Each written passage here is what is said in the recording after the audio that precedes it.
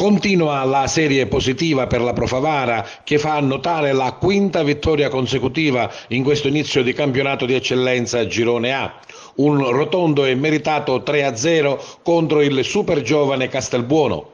La gara si è giocata in anticipo sabato sul neutro di Geraci Siculo. Gli uomini di mister Gaetano Catalano, dopo alcuni minuti di studio, hanno conquistato la padronanza del terreno di gioco, producendo diverse azioni che non riescono comunque a penetrare la difesa dei padroni di casa.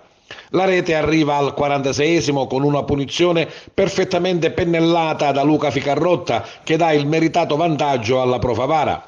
Nel secondo tempo la partita cambia perché i padroni di casa sono costretti a giocare più aperti per cercare il pareggio, ma prestano il fianco alla classe e alla qualità dei favaresi.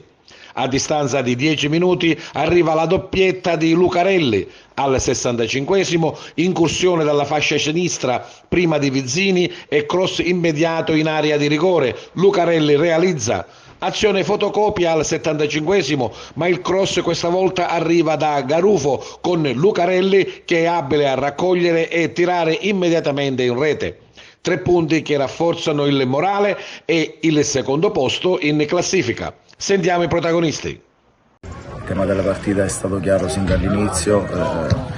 Il Castelbuono si è messo tutto nella propria metà campo dietro la linea della palla, non era facile trovare spazio, giravamo la palla da destra a sinistra per trovare qualche imbucata che non abbiamo trovato perché gli spazi veramente erano chiusi e qualche volta abbiamo rischiato su qualche ripartenza, anche se devo dire che nell'arco dei 90 minuti abbiamo rischiato quasi nulla o niente. E poi al 45esimo su una magia di Ficarotta abbiamo sbloccato la partita. Da lì è cambiato un po' tutto, è cambiato il tema della partita, abbiamo avuto gli spazi che ci hanno concesso gli avversari, li abbiamo attaccati abbastanza bene, siamo stati bravi a fare il secondo e terzo gol e da lì a portare a casa un risultato importante perché secondo me questa era una partita difficile alla vigilia e l'abbiamo affrontata abbastanza bene. Di solito la partita è a sprone battuto, questa volta mi sembra studiata nel senso di farla aprire per attaccarli in contropiede.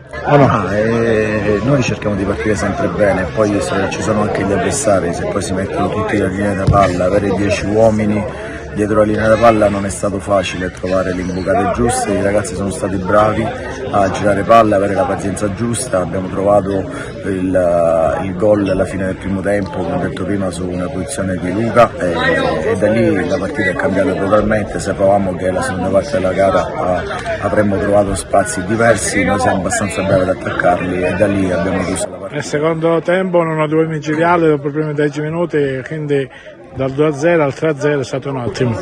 Sì, questa è una cosa positiva perché domenica scorsa abbiamo sbagliato tanto contro la Folgore perché secondo me potevamo chiudere la partita e oggi invece l'abbiamo fatto. I ragazzi stanno crescendo, la squadra sta diventando matura, capisce che non possiamo lasciare niente al caso e credo che oggi l'hanno dimostrato, abbiamo fatto abbastanza bene, adesso stacchiamo 2 giorni come giusto che sia e poi martedì penseremo alla prossima. Una vittoria importante contro una squadra che fa l'intensità e la fame la sua forza. Oggi siamo stati veramente un grande gruppo e abbiamo superato anche quest'altro ostacolo. Ora pensiamo partita dopo partita e ci prepariamo alla partita in casa.